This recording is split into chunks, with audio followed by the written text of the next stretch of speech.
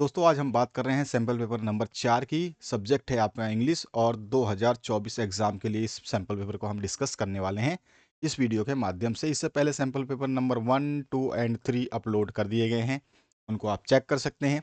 चलिए स्टार्ट करते हैं इस सैम्पल पेपर के सॉल्यूशंस को। और यहाँ पर जो है पहला जो आपका कम्प्रिहेंसिव है इसको पढ़ना है, उसके बाद जो दिए गए क्वेश्चन है उसके आंसर आपको देने हैं। इस एक्सट्रैक्ट को देखते ही आपको याद आ गया होगा, द न्यू ड्रेस से जो है ये आपका एक्सट्रैक्ट लिया गया है और वहाँ से इसमें क्वेश्चंस आपसे पूछे जाएंगे। तो इस तरह का ये पैराग्राफ है, जो पैराग्राफ आपने अपने बुक में पढ़ रखा है। ठीक है, तो इस पैराग्राफ के हिसाब से हम जो है आंसर्स करेंगे। पहला क्वेश्चन जो है, आंसर्स मैंने दे दिए हैं डायरेक्ट, क्योंकि समय बहुत कम है और बहुत सारे आपके क्वेश्चन पेपर्स जो हैं पेंडिंग हैं, जिनको अपलोड करना अनिवार्य है आप लोगों के लिए, बहुत ही नेसेसरी है। तो उन सभी के लिए बहुत ज़रूरी है कि आपको आंसर्स मैं दे दूं। तो कंप्लीट द फॉलोइंग, तो यहाँ पर फर्स्ट और सेकंड पार्ट है, इसको कंप्लीट किया गया है, यहाँ पर आप देख सकते हैं। तो यहाँ पे हमने कंप्लीट कर दिया, तो आंसर यहाँ से आप नोट कर लेंगे। ठीक है, जहाँ पे समझाने वाली चीज़ होगी मैं समझा दूंगा। यहाँ पर जो सेकंड क्वेश्चन है ये देख सकते हैं, यहाँ पर Marvel is thinking too much about her dress, pick out a sentence supporting the above statement. तो इस स्टेटमेंट के लिए आपको जो है पिक आउट करना है कोई सेंटेंस को। तो जब आप पैराग्राफ पढ़ लोगे तो आप आराम से पिक आउट कर सकते हो।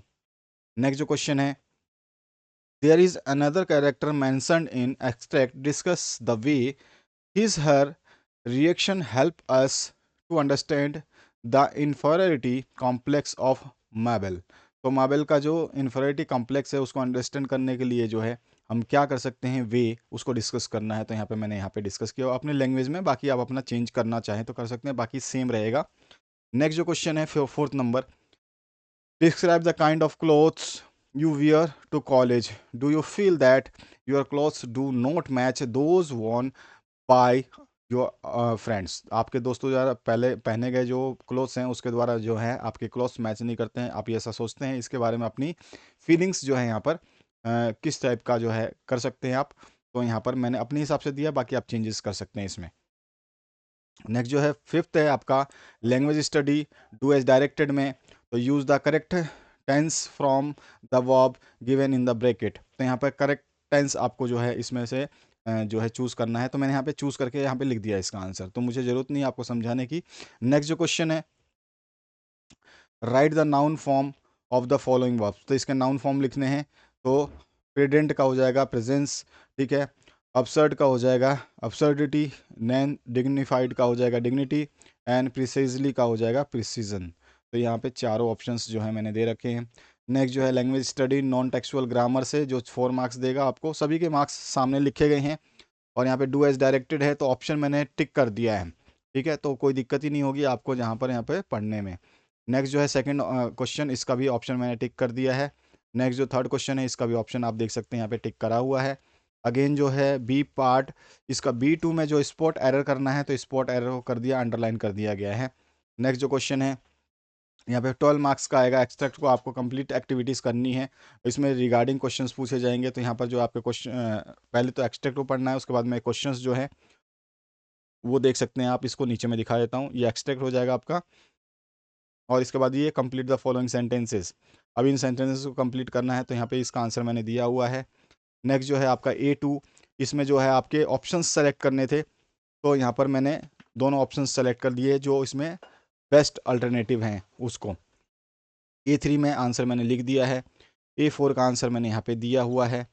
A5 की बात करें तो यहाँ पे टिक किया हुआ है आंसर मैंने। इसका सेकंड क्वेश्चन का भी आंसर मैंने टिक कर दिया है।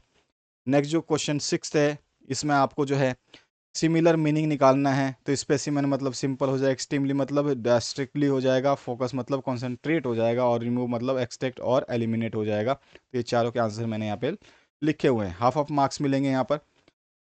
समरी राइटिंग की बात करें तो समरी जो है आपको लिखनी है, ठीक है, और एक टाइटल भी देना है आपको। तो समरी मैंने यहाँ पे दे दिया है, साथ ही साथ टाइटल भी दे दिया है। आप इसको चेंज करना चाहें तो आप अपने हिसाब से चेंज करना चाहें तो कर सकते हैं। माइंड मैपिंग की बात करें तो यहाँ पर जो है आपको बताया गया है, prepare mind map investment plan of savings. तो इन्वेस्टमेंट प्लान जो है वो आप कैसे कैसे कर सकते हैं, तो रियल एस्टेट में कर सकते हैं, स्टॉक मार्केट में, म्यूचुअल फंड में, बैंक डिपॉजिट में, गोल्ड में, और रिस्की भी हो सकता है, लार्ज अमाउंट मनी भी हो सकता है। तो ये सारी चीज़ें आप इसमें बता सकते हैं कि कौन सी चीज़ें रिस्की होंगी, कौन सी चीज़ें सेफ़ होंगी। ये आपका चार्ट बन जाएगा। नेक्स्ट जो पार्ट है, इसमें पोइट्री सेक्शन से आपके क्वेश्चंस आते हैं, तो पोइट्री दिया रहेगा। इस पोइट्री को पढ़ने के बाद में जो है इसके क्वेश्चंस के आंसर आपको देने होंगे। और ये रहा आपका A1 पार्ट का पहला क्वेश्चन। यहाँ पर जो है list 4 difficulties faced by the father in the extract. तो यहाँ पे कौन कौन सी 4 डिफिकल्टीज फादर ने फेस की है उसको बताना है। तो यहाँ पे मैंने आंसर इसका दिया हुआ है, यहाँ पे आप आंसर नोट कर लीजिए। 4 के अलावा मैंने मैक्सिमम दिया है, बाकी आप 4 लिखिएगा। नेक्स्ट जो क्वेश्चन है इसमें सेकंड पार्ट, इसमें आपसे पूछा गया है given below are the ideas conveyed through the poem, match the pairs. इसमें मैच करना है पेयरिंग को, यानी कॉलम ए से कॉलम बी, यानी कि एक्सप्रेशन से मीनिंग को मैच कर देना है। और इसका आंसर मैंने यहाँ पे नीचे दे दिया है, तो यहाँ पे मैच करने की मुझे आवश्यकता नहीं है, यहाँ पे मैंने मैच कर दिया इसको। नेक्स्ट जो है आपका third, the hard work done by the parents for the family. इसके ऊपर एक छोटा सा नोट्स लिखना है आपको कि किस तरह का नोट्स आप प्रिपेयर कर सकते हैं। तो यहाँ पे मैंने इसका नोट्स अपने हिसाब से लिखा है, बाकी आप इसमें चेंजेस कर सकते हैं। नेक्स्ट जो पार्ट आता है आपका, उसकी बात करते हैं। Pick out and explain line from extract which express the figure of speech alliteration. तो एलिट्रेशन का जो है आपको फिगर ऑफ स्पीच बताना है, तो मैंने यहाँ पे फिगर ऑफ स्पीच दे दिया है।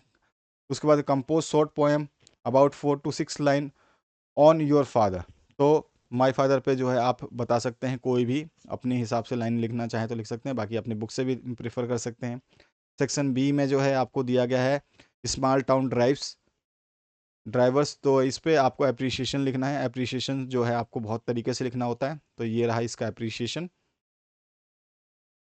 इस अप्रिसिएशन को आप यहाँ से लिख सकते हैं। बाकी चेंजेस करना चाहें तो चेंजेस कर सकते हैं, आपकी मर्जी है। बाकी मैंने अपने हिसाब से कंप्लीट सॉल्यूशन जो है आपको दिया हुआ है। राइटिंग स्किल की बात करें तो अटेम्प्ट एनी वन आपको करना है, इसमें से ये ध्यान रखना है, कोई भी एक ही करना है, ठीक है। अभी यहाँ पे राइटिंग स्किल जो है बहुत ही डिफ़िकल्ट हो जाता है, यहाँ पे बच्चे जो है मात खा जाते हैं। और मैं जो सॉल्यूशंस दूंगा आपको सबसे बेस्ट और बेटर सॉल्यूशन देने का प्रयास करता हूँ, ताकि आप लोग जो है लिखें तो आपको दिक्कत ना हो, याद करें तो भी दिक्कत ना हो। जैसे ड्राफ्ट करना एक visual message. The secretary of your housing complex comes to your house discuss some urgent matters regarding water supply.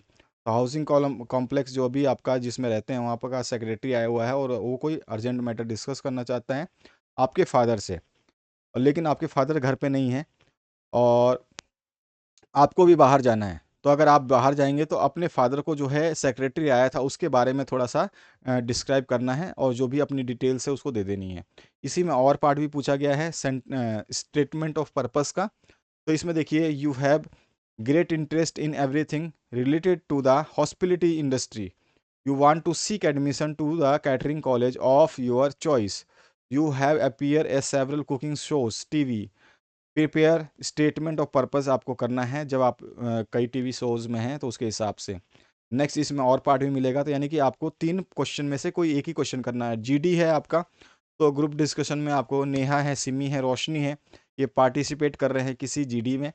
वहाँ पर जो है एबिलिटर है वो बोल रहा है कि क्लीन इंडिया के ऊपर जो है जीडी है, पार्टिसिपेट करना है, राइट करना है सुटेबल डायलॉग्स आपको अपने हिसाब से। यहाँ पे कुछ पॉइंट्स दिए गए हैं, इनको आप मेंशन कर सकते हैं अपने हिसाब से।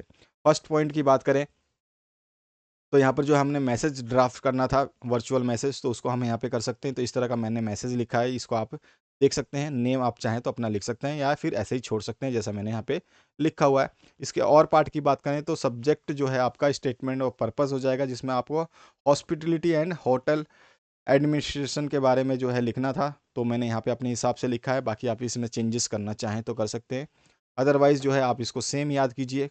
और इसमें जो आपके आंसर्स हैं, इसमें आप सेंटेंसेस को कम ज़्यादा कर सकते हैं आपकी मर्ज़ी के हिसाब से, आपके पास जैसा भी समय रहता है या फिर आप जितना याद करना चाहते हैं। तो मैंने मैक्सिमम लिखा है, आप इसमें से बहुत सारे कम कर सकते हैं। हो सकता है तो आप पैराग्राफ भी कम कर सकते हैं, पूरा का पूरा पैराग्राफ भी आप डिस्ट्रॉय कर सकते हैं, कोई इशू नहीं होगा, आपको पूरे मार्क्स मिल जाएंगे। और लास्ट में आपको नाम लिख देना है। इसके और ऑप्शन में जो था, जिसमें हम कहा जीडी, हमको जीडी की बात कही गई थी, यानी कि हम ग्रुप डिस्कशन कर रहे हैं, तो उसमें जो मैटर हमें डिस्कस करना है वन बाय वन, तो उसमें सिमी है, रोशनी है, ठीक है, उसके बारे में हमें यहाँ पे बताना है। तो सिमी, रोशनी के बारे में, नेहा के बारे में यहाँ पे हमें बता देना है कि वो क्लीन इंडिया के बारे में क्या डिस्कस कर सकते हैं, क्या टॉपिक्स अपने जो है एवेल्यूएटर के सामने रख सकते हैं, ये चीज़ें हमें बतानी होगी। तो यहाँ पे मैंने सारी चीज़ें बता रखी है। इसके बाद जो नेक्स्ट आपका पार्ट आता है बी, सेक्शन बी भी अटेम्प्ट करना होगा, ये 4 मार्क्स आपको देगा। 4 मार्क्स में भी आपको केवल एक ही अटेम्प्ट करना होगा, चाहे तो ईमेल राइटिंग करिए या रिपोर्ट राइटिंग करिए, ठीक है। ईमेल राइटिंग कर लीजिए, रिपोर्ट राइटिंग कर लीजिए, या फिर आप इंटरव्यू क्वेश्चन कर लीजिए। तो इसमें तीनों में से कोई एक ही करना होगा, जो आपकी इच्छा हो आप कर सकते हैं। मैंने सारे करवा रखे हैं। तो यहाँ पर देखिए, सबसे पहले ईमेल राइटिंग जो है इस तरह से हो जाएगा, जिसमें आपका फ्रॉम आ जाएगा, टू आ जाएगा, सीसी आ जाएगा, बीसी आ जाएगा, फिर सब्जेक्ट आ जाएगा, डेट आप चाहें तो डाल सकते हैं, नहीं डालना चाहें तो रह भी सकता है, क्योंकि डेट मेंशन नहीं किया जाता है ईमेल में। चाहें तो आप मेंशन कर सकते हैं, कोई ऑब्वियस सी बात नहीं है इसमें। इसके बाद जो है और ऑप्शन में आपका योगा वाला जो है कैंपस, हम उसकी बात कर रहे थे, तो उसमें हम जो है रिपोर्ट राइटिंग कर देंगे, तो ये रिपोर्ट राइटिंग हो जाएगी। इसका फॉर्मेट जो है ये होता है, कई वीडियोस में बता चुका हूँ, तो इस तरह का फॉर्मेट आप इसमें करेंगे।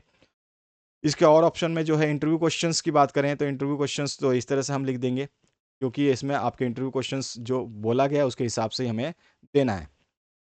तो ये इंटरव्यू क्वेश्चंस हो जाएगा। कुछ क्वेश्चंस मैंने यहाँ पे प्रिपेयर किए हुए हैं, बाकी आप जो है थैंक्स लिख करके इसको ख़त्म कर सकते हैं। नेक्स्ट जो है आपका सी सेक्शन, सी सेक्शन में से आपको एक ही करना होगा, स्पीच राइटिंग कर सकते हैं, या फिर और ऑप्शन में आपको कंपेयरिंग दिया गया है, ये कर सकते हैं, या फिर आपको और ऑप्शन एक और मिलेगा जिसमें एक्सपांसन ऑफ आइडिया कर सकते हैं। सेक्शन सी के बाद डी भी ऐसा ही मिलेगा आपको, जिसमें से एक ही करना होगा।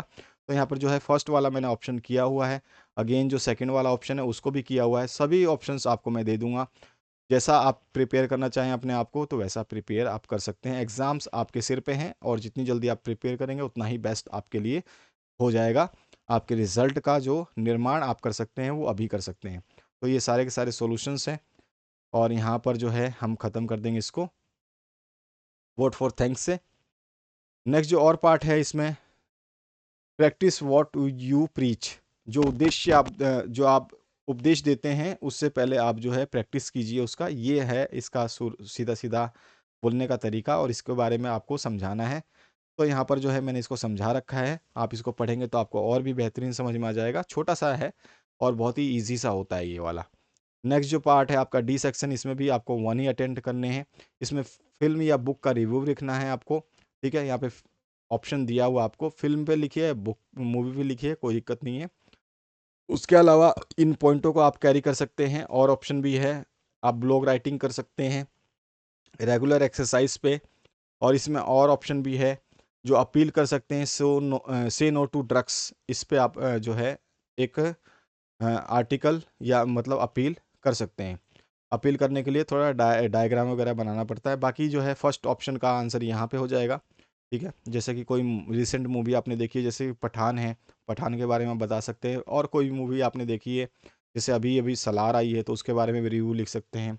कौन कौन से कास्ट हैं, किसके द्वारा प्रोड्यूसर है, वो डायरेक्टर कौन है, कास्ट कौन कौन से हैं उसमें, टेक्निकल जो है, ये आप कुछ भी लिख सकते हैं इसमें, ठीक है। टेक्निकल आपको नहीं पता है तो भी लिख सकते हैं, एस्पेक्ट्स आपको नहीं पता है तो भी लिख सकते हैं, क्योंकि एग्जामिनर ये देखता है कि आपने लिखा है या नहीं लिखा।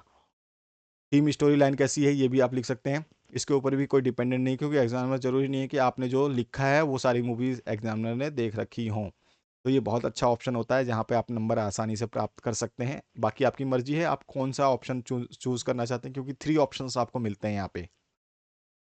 तो ये हो गया माय ओपिनियन, जो है लास्ट में दे दोगे आप। इसके और ऑप्शन का जो है रेगुलर एक्सरसाइज है, प्रैक्टिस फॉर बेटर लिविंग। तो हेल्थ इज़ वेल्थ के ऊपर हमें लिखना था। तो हेल्थ इज़ वेल्थ के ऊपर जो हम ब्लॉग राइटिंग कर सकते हैं, तो ब्लॉग राइटिंग का फॉर्मेट कुछ इस तरह का होगा।